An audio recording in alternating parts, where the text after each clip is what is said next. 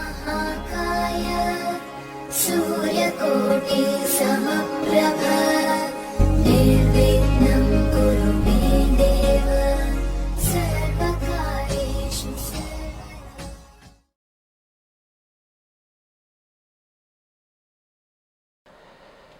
मेरे बहुत ही प्रिय और बेहद सम्मानित साथियों, हृदय की गहराइयों से अभिनंदन, बहुत बहुत हार्दिक स्वागत।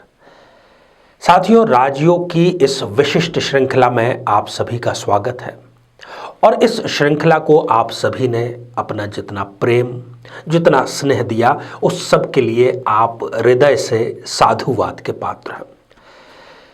साथियों, राजयोग पर तो हमने पहले भी चर्चा की है, पर इस एपिसोड में हम चर्चा कर रहे हैं राजनीतिक कार्यकर्ता के बारे में नहीं, बल्कि राजनीति के चैंपियन बनने के बारे में। कब ऐसे योग निर्मित होते हैं कि व्यक्ति राजनीति के शिखर पर उसकी चैंपियनशिप में मैन ऑफ द मैच बनता है, अर्थात राजनीति में वो जितनी भी चालें चलता है, चाल का यहाँ पर आप कोई नकारात्मक अर्थ मत लीजिएगा, जितने भी वो स्टेप उठाता है वो सारे के सारे उसकी तरक्की में एक सीढ़ी का कार्य करते हैं और वो धीरे धीरे सत्ता के शिखर पर चलता चला जाता है। साथियों, आज हम इस एपिसोड में बात करेंगे कर्क लग्न की जन्म पत्रिका में कब ऐसा योग निर्मित होता है। इस पर हम चर्चा करें इससे पहले कुछ सूचनाएं हैं आपके लिए। सबसे पहली और महत्वपूर्ण सूचना कि हम हमारे प्रत्येक एपिसोड के अंत में किसी न किसी जातक के प्रश्न का उत्तर देते हैं और ये प्रश्न हमें प्राप्त होते हैं आप लोगों के ही द्वारा YouTube कमेंट के माध्यम से। जब भी आप अपना कमेंट लिखें उससे पहले #आचार्य चंद्रकांत इस शब्द का प्रयोग ज़रूर करें और साथ ही बेहद आसान सा एक प्रश्न जो इसी एपिसोड से संबंधित इसी एपिसोड के अंत में आपसे पूछा जाएगा, उसका सही उत्तर साथ में लिख करके जरूर भेजें। साथियों, दूसरी सूचना कि अब हम प्रत्येक माह का जो अंतिम रविवार है उस दिन दोपहर लगभग 12:15 बजे के आसपास आपके समक्ष लाइव उपस्थित होंगे। आप अपनी जिज्ञासा, अपने कमेंट को कमेंट के माध्यम से आप भेज सकते हैं। उस समय आप फोन कॉल ना करें, आपसे अनुरोध है। तो आइए साथियों, कर्क लग्न की जन्म पत्रिका में कब व्यक्ति राजनीतिक रूप से चैंपियन जरूर बनता है, इस योग पर चर्चा करें।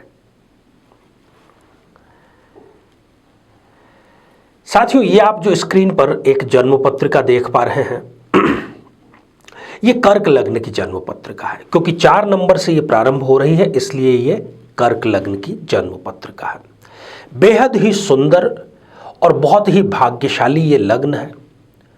इसमें 2 शर्तें जो कि यहाँ पर राजनीतिक रूप से चैंपियन बनने के लिए ज़रूरी है, उसमें पहली शर्त है चंद्रमा का स्वग्रही होकर के लग्न में ही विराजमान होना और दूसरी शर्त है मंगल देव का कर्म भाव में स्वग्रही होकर के विराजमान होना।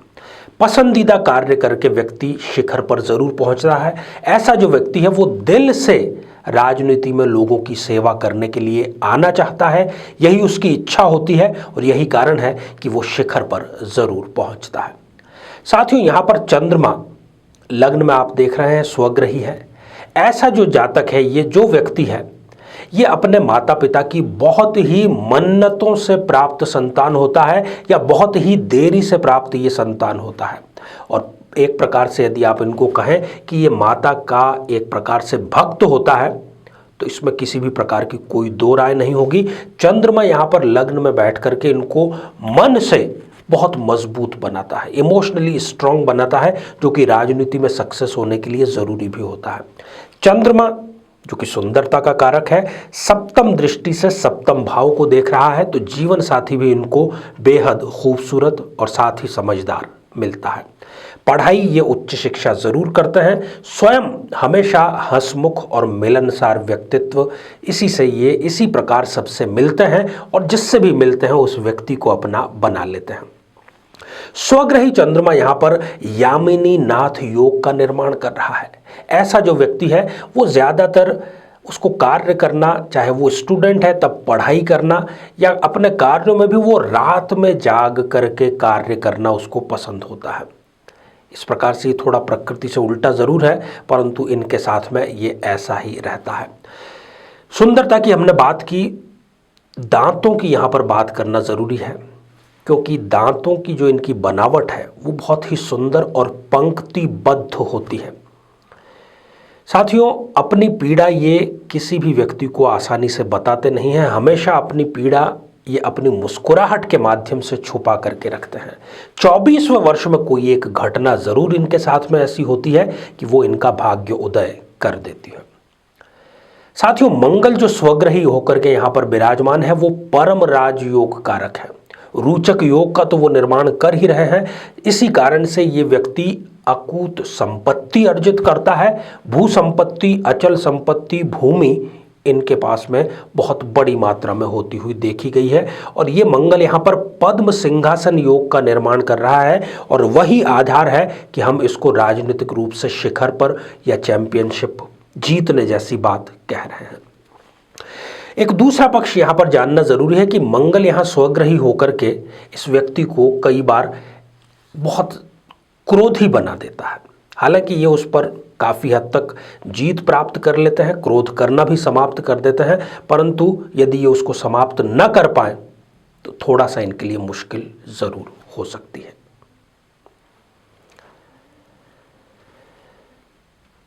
तो साथियों, आज हमने चर्चा की कर्क लग्न में कब व्यक्ति बनता है राजनीति में सिंहासन को प्राप्त करने वाला चैंपियन। इससे आप जरूर लाभ लीजिएगा। और एक मैं विशेष उपाय इस योग के राजयोग को बरकरार रखने, उसको बढ़ाने के लिए बता रहा हूं कि सोमवार को आपको वट वृक्ष को पानी जरूर समर्पित करना चाहिए, और प्रातः काल में ये आप नियमित रूप से करें। तो साथियों, अब हम बढ़ते हैं आज के हमारे कमेंट के चरण की ओर। आज हमने कमेंट शामिल किया है क्षितिजा जी का, जो कि उन्होंने लिखा है सातारा महाराष्ट्र से। क्षितिजा जी, आपने जानना चाहा है कि क्या आपकी इंटरकास्ट लव मैरिज का योग है या फिर अरेंज मैरिज होगी। ये दोनों तो अभी आप प्रश्न ना पूछें, क्योंकि आपकी शादी में ही बहुत ज़्यादा डिले होने का योग है। लगभग 2023 अर्थात लगभग अभी 2.5 से 3 वर्ष डिले होने का आपके योग है। आपको चाहिए कि यदि शीघ्र विवाह आपको करना है तो आप नित्य गौ माता के दर्शन करें और उनका आशीर्वाद भी अवश्य ग्रहण करें। और जहाँ तक सलाह है कि आपने लव मैरिज की बात की है, आप चाहे जो भी मैरिज करें उसमें कुंडली मिलान ज़रूर करें। आपकी कुंडली में ऐसा कोई स्पेसिफिक योग नहीं है कि ये ही मैरिज होगी, लव या फिर अरेंज। शुभकामनाएं मैं आपको सुखद दाम्पत्य जीवन की देना चाहता हूं।